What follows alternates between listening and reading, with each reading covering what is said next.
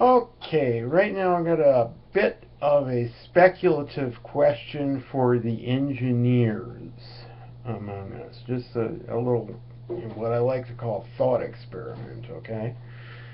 Now I've already gone over the fact that basically, say Star Trek was the best sociocultural prophecy that humankind has come up with to date, okay? All hail Gene Roddenberry.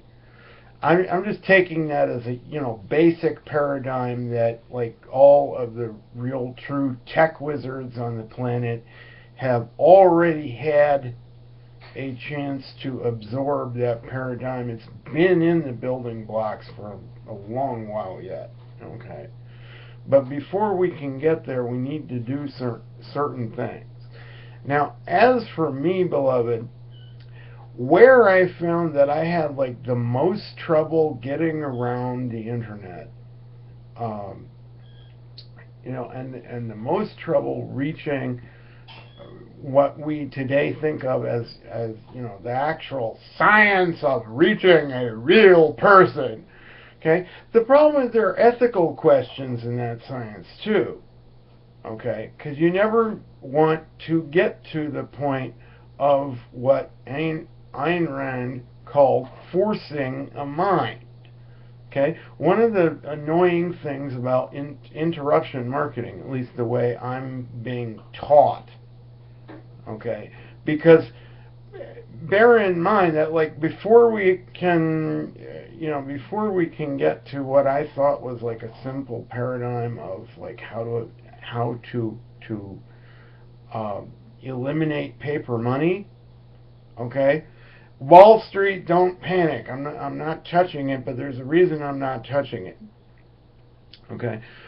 What I'm going to propose for, say, like the Lords of Google to work on as like a paradigm for the next generation deep structures in internet engineering. Okay, has anybody ever done a strong science longitudinal study on, say, the overall effectiveness of voice print driven locks? Okay, never mind. I assume that the Department of Defense boys have them. Okay, I assume also that a lot of the civilian megacorps have them. I want to know, has anybody really done a deep study on how well they work? Can they be hacked? This kind of nonsense. Because that's the stuff we have to get out of the way. See, I'm starting from somewhere, and I'm not starting from a science background. Okay, I am starting from a ground in science fiction. I'd like to see more of it become science fact. But the problem with bringing science fiction into science fact, even if you agree with, like the ethical premises of how they got to this particular bit of speculation in the first place. And that's where the whole Christian versus Darwinist thing breaks down in a great big hurry. Okay? I mean, I would seriously love to see Stephen Hawking become at least a rational agnostic. I think he is a rational agnostic already. But let's just do like a longitudinal deep study for like the next 10 to 20 years if we need that long. Maybe we don't need that long. Maybe we can gather enough data points that there can be some kind of a consensus conclusion.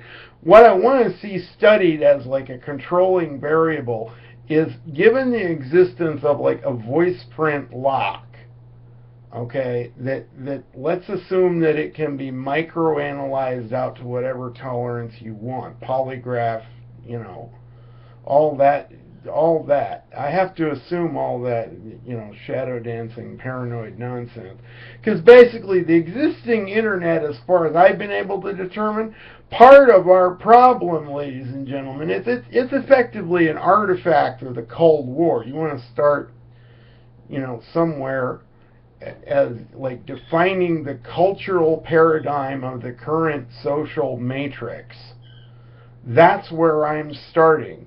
Is the place, the place that we're the reason we're not at Gene Roddenberry's Star Trek yet, and in some places it's like, thank God we're not, because, basically you can jump off from there into, oh good God, things like matter energy transformation was another thing that Star Trek used to play with all the time. It scared the hell into me. Okay?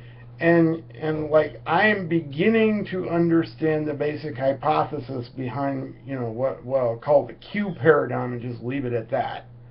Okay? But like, funky thing happened to me psychologically the first time I tried to, to violate Clarke's law at a quantum mechanic level. Yeah.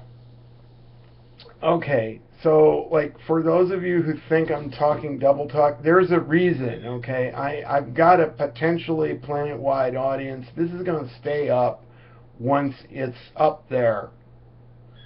Okay, so you either come to understand what the heck I'm talking about, or just admit that like only the wizards can touch it, and meanwhile you need to trust me. That's all. Okay, so anyway, what I'm calling for is, imagine a world where, like, instead of the conventional conception of a wall, which is what we do in static two-dimensional theory, and see that's part of the boundary between, like, if 3 dimensions equals a hologram, then how the hell is that not interruption marketing by definition? VR is very attractive to human beings for just that reason. Like, whether you have to put on a helmet or a suit of armor or not to get into the VR construct, that's basically an irrelevant variable by this time, folks. Okay, I mean, I'm taking holodiction as a given of the new paradigm. The question is, how do we avoid it ethically? All right? Star Trek: The Next Generation at least got us that far, and, well, I mean, if you're any kind of a reasonable mathematician, computer geek, engineer, whatever, you're already working on the apps for this crap anyway. Okay, I'm just trying to ease your way among the people who may not even understand your paradigm, because it's you neo-Darwinist theoreticians who are like, well, maybe it's religion that's the problem. Okay, no. Violates my primary premise. If you can't force a mind, then you have to allow anybody to arrive at basically any opening religious position that they want to. I'm going to define the difference between a religious position and an ethical position later. Okay, I'm out. Bye.